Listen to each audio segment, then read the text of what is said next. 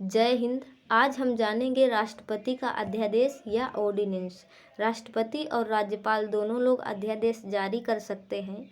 राष्ट्रपति के बारे में अनुच्छेद 123 में ऑर्डिनेंस की चर्चा है। अनुच्छेद 123 में कहा गया है, संसद के विश्राम काल में राष्ट्रपति का अध्यादेश यानी ऑर्डिनेंस जारी करने की क्षमता होती है। देखिए, संसद के 3 सत्र होते हैं तो 365 दिन संसद थोड़ी ना काम करती रहती है। बीच बीच में संसद में गैप रहता है, उसी को हम लोग विश्राम काल कहते हैं। तो संसद के विश्राम काल में जो कानून बनाने की शक्ति होती है वो राष्ट्रपति के पास होती है। अब देखिए, कानून बनाने का अधिकार था किसको? संसद को। लेकिन जब संसद नहीं है और देश में ऐसी परिस्थिति बन चुकी है, कानून बनाना ज़रूरी है, कोई बहुत बड़ा काम हो गया है या कुछ ऐसी परिस्थिति आ गई है तो ही बना सकते हैं। ऐसा नहीं है कि संसद का सत्र नहीं चल रहा है और प्रधानमंत्री की सलाह पर कोई अध्यादेश ला दिया जाए या बना दिया जाए कानून। तो पहला अध्यादेश कैसा कानून है? ये अस्थायी कानून है। दूसरा, जब सत्र नहीं चल रहा हो और ऐसी परिस्थिति आ जाए तो ही अध्यादेश लाया जा सकता है। तीसरा, जब संसद जिंदा है लेकिन छुट्टी पर है तभी अध्यादेश आ सकता है। पता चला लोकसभा भंग हो गया है और जब लोकसभा भंग रहता है तो अध्यादेश नहीं लाया जा सकता। ये क्वेश्चन पूछा हुआ है कि लोकसभा के भंग होने पर क्या अध्यादेश आएगा? नहीं। हाँ, अवकाश है, सत्र नहीं चल रहा है तभी अध्यादेश आ सकता है। राष्ट्रपति के अध्यादेश की सिफारिश कौन करता है? तो मंत्रिमंडल की सलाह पर अध्यादेश लाए जाते हैं।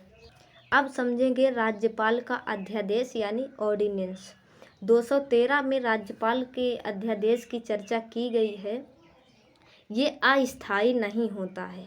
मान लीजिए संसद का सत्र नहीं चल रहा है और इसी समय मंत्रिमंडल ने कुछ ऐसी सिफारिश कर दी है राष्ट्रपति को कि आप एक ऐसा अध्यादेश लाइए जिससे जनता, मान लीजिए अध्यादेश के द्वारा जनता के अधिकार का भी हनन हो सकता है, तो सुप्रीम कोर्ट में इसकी रिव्यू की जा सकती है। ये दोनों के अध्यादेश में है, चाहे वो राज्यपाल का अध्यादेश हो और चाहे राष्ट्रपति का अध्यादेश।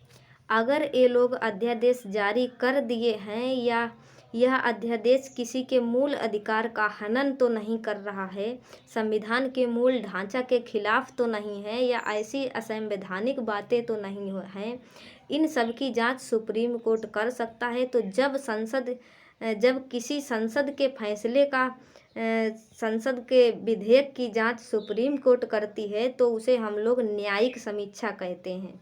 तो राष्ट्रपति या राज्यपाल के अध्यादेश क्या न्यायिक समीक्षा की जा सकती है? तो बिल्कुल की जा सकती है। अध्यादेश जो होता है ये लोकतांत्रिक व्यवस्था के लिए प्रतिकूल यानी निगेटिव चीज़ है। रीज़न क्या है? नियम ये है, कानून हम लागू किया हमारे लिए लागू किया जाता है।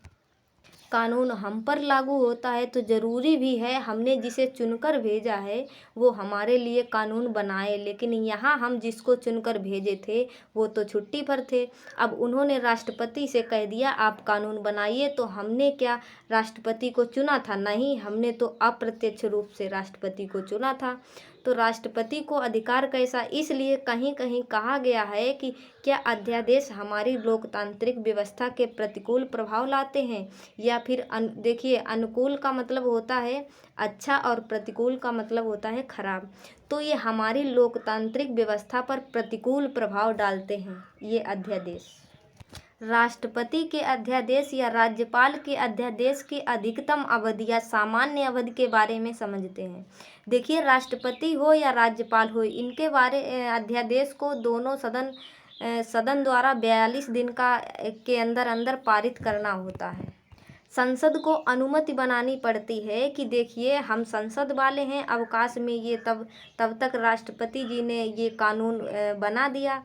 अब हम आ गए हैं, अब ये कानून सही है या गलत है, हमें इसे आगे एक्सटेंड करना है या नहीं, इसके विषय में उन्हें पारित करना पड़ता है। तो अगर संसद 42 दिन के अंदर कानून पारित कर देती है तो ठीक है, और जहां 42 दिन के बाहर हुआ यानी 42 दिन क्रॉस किया वो अध्यादेश ऑटोमेटिक समाप्त हो जाता है। तो राष्ट्रपति अपने अध्यादेश को जब चाहे वापस भी ले सकता है। मान लीजिए उन्हें जल्दबाजी में कानून उन्होंने बना दिया, लेकिन बाद में देखा कि अब परिस्थितियां सामान्य हो गई हैं, संसद का सत्र भी नहीं है, एक काम करते हैं वापस ले सकते हैं। तो राष्ट्रपति अपना अध्यादेश को चाहे तो वापस भी ले सकती है।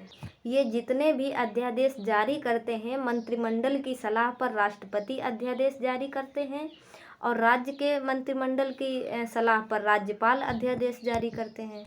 एक राष्ट्रपति चाहे जितनी बार अध्यादेश जारी कर सकता है। हालांकि अध्यादेश को लोकतांत्रिक व्यवस्था के प्रतिकूल माना गया है।